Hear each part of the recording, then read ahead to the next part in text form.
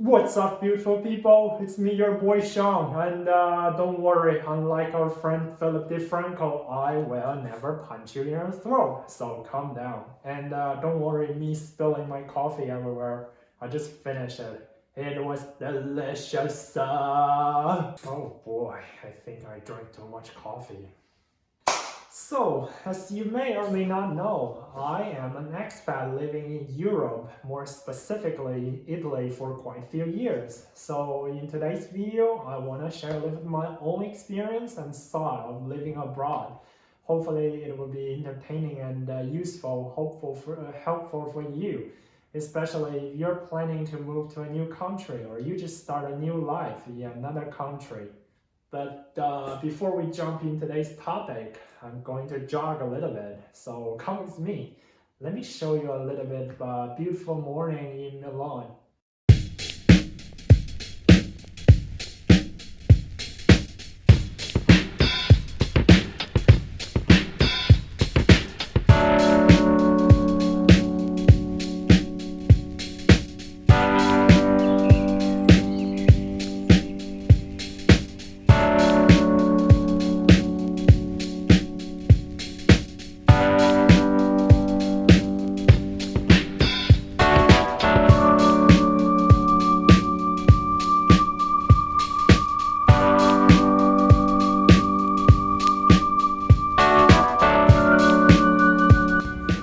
Come over here, check this out.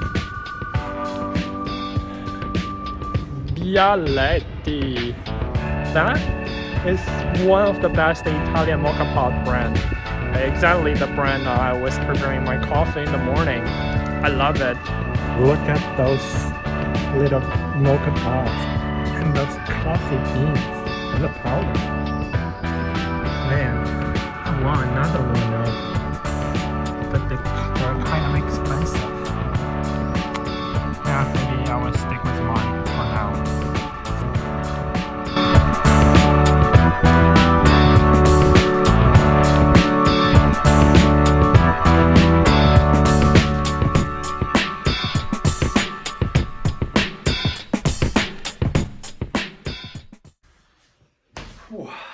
Alright, now let's talk about today's topic, living abroad. Basically, there are three things I want to share with you. These are the three things I think are the most important and most useful for living abroad. And in some way, these three things, they also affect each other positively in some ways. The first one is also the most important one, which is language. But the situation may vary depending on where you're from and where you're going to. For example, if you're from United States and you're planning to move to, let's say, Canada or other countries where English is also their official language, in this case, probably language is not a huge problem for you. But for most other cases, probably you're in a foreign country where people don't speak the language you're familiar with. For my case, I am from China and currently I am living in Italy, so the language was and still is a problem for me. There are a few basic ways to improve the language, such as attending language school before coming to or after arriving to a new country, reading books in that language from either one gradually move up to harder ones, or watching TV shows and movies, etc., etc. But I am not going to too much into detail in this video. There are so many other good YouTube channels. They teach languages and give tips about how to learn languages. Just do a little bit of search, then you can easily find what you need. Although there is one thing I want to point out if you're studying or working abroad. Maybe your course is in English or your job only requires English or even just your mother tongue. In this case, I still highly recommend you to learn the local language if you have some spare time. Trust me, this will change your life abroad a lot in the long run. The second tip is pushing yourself out of comfort zone. It's actually an advice for pretty much everything, so for sure it's also a useful tip for living abroad. I still remember the sheer amount of frustration when I just came to Italy. A completely whole new country, whole new environment, and I couldn't even speak one single simple sentence in Italian. Even going to the supermarket was a huge challenge for me at the time. But staying at home wouldn't make the situation better. So I decided to push myself out of comfort zone. Now think back, actually, there was no comfort zone at all. Everything was just so hard in the beginning. But when you try to dip your toes outside of comfort zone, take it slowly. Don't push yourself too hard because frustration may hit you hard. It's not helpful at all. Even worse, it may discourage you from trying new things again. So start with something simple. I actually started my getting out of a comfort zone journey with my roommate. I am not sure if I was lucky or unlucky. Italy is such a country not many people speak English. My very first roommate was an Italian guy who speaks English really well. So in the beginning, I was trying to speak Italian with him, but it was really frustrating and awkward since I was so bad at it. So naturally, I got lazy. I only spoke English with him. But don't get me wrong about I was unlucky.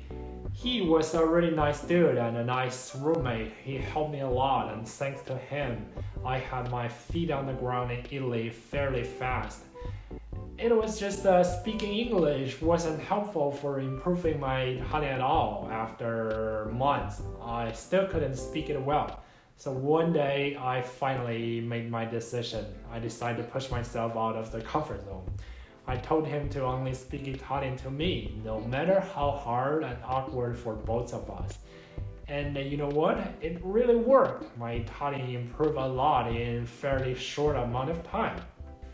After you push yourself a little bit outside the initial comfort zone, the old uncomfort zone become a new comfort zone. Then push yourself slowly again to do something else even more challenging to get out of a new comfort zone.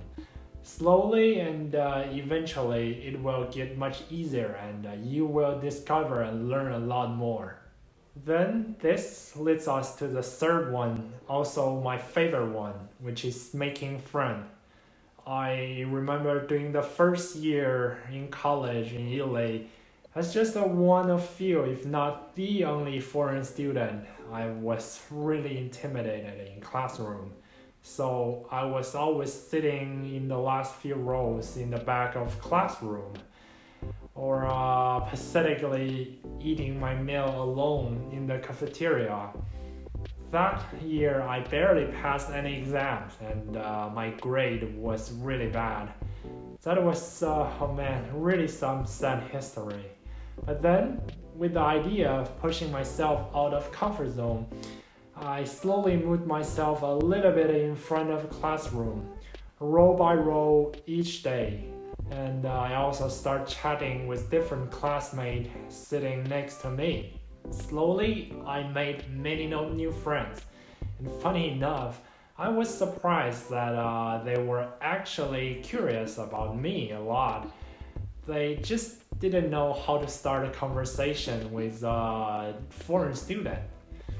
So there are so many good things and changes I noticed after knowing more and more friends, such as I have more sources of information I didn't know before, both for college courses and tips living in Italy. It really makes my life much easier here. But the most noticeable and best thing happens to me after knowing so many friends is that I am more motivated, believe it or not. Before knowing my friends, it really gave me huge headache thinking about going to college every day. And after knowing them, I am super happy to go to college now because I can study with them together and hang out afterwards. By doing so, it changes not just my grade, it improves my Italian a lot too, dramatically. Trust me, I learn way much more and faster by talking and hanging out with my friends than just grinding with Italian language textbook at home alone. Besides, it's a more fun way to learn a language, right? See, now we're back to language again. It's a full circle, and with better language skill, you can push yourself even further and further outside of your comfort zone. Then make more friends. It's a positive cycle. Okay, that was all the things I wanna share with you today. Hopefully, it's useful for you or entertaining for you. That coffee part and morning Milan part. So please consider subscribe my channel. I will try to upload videos more frequently and regularly in the future, and hopefully it will be entertaining and helpful for you. So thank you so much. Thank you for watching this video, and I will see you in the next one. Bye.